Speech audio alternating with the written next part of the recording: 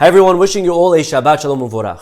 This week's parasha, Vayetze, we read how Yaakov Avinu goes over to Haran to start building a family.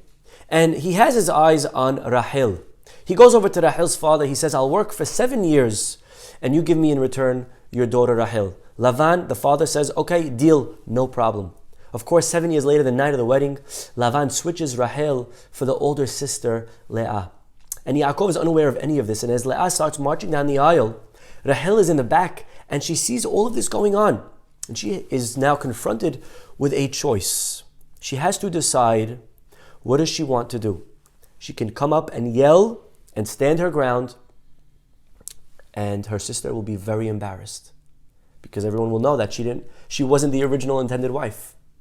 Or she can stay quiet and allow her sister to go on with this wedding, and that means that's at the cost, at the expense, at the price of losing out on being not only the wife of Yaakov Avinu, but actually one of the matriarchs, one of the mothers of Am Yisrael. And Rahel does the right thing. She chooses to not embarrass her sister, and she lets her go ahead with it, and she stays silent. There ends up being a happy ending to the story. You know, Rachel, we read how Yaakov also marries her, and he works another 7 years for her, and they all live happily ever after. But my friends, I think there's something very powerful in the middle of the parasha that we can actually miss if we don't slow down and pay attention. You know, Rahel was naturally barren. She wasn't able to conceive. She needed a miracle. She needed divine intervention. The Torah tells us that she was barren for many years, and actually she prayed and prayed until finally the pasuk says, "Vayiskor Elohim et Rahel." God remembered Rahel, and He listened to her prayer, and He gave her a child. He opened her womb.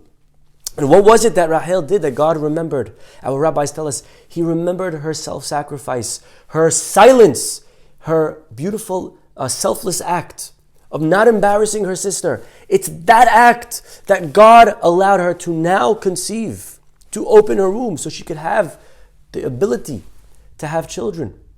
You see, just imagine for a minute, Rahel on the night of the wedding would have stood her ground. I demand justice, he's my husband.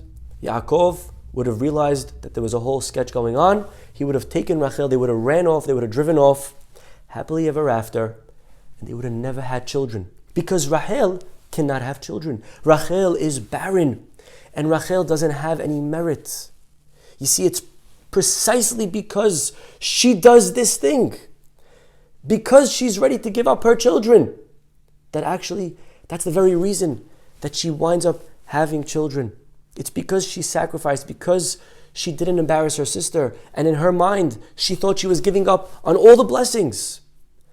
Actually, it's because of that the blessings came to her, that she ended up having Yosef, that she ended up having Binyamin.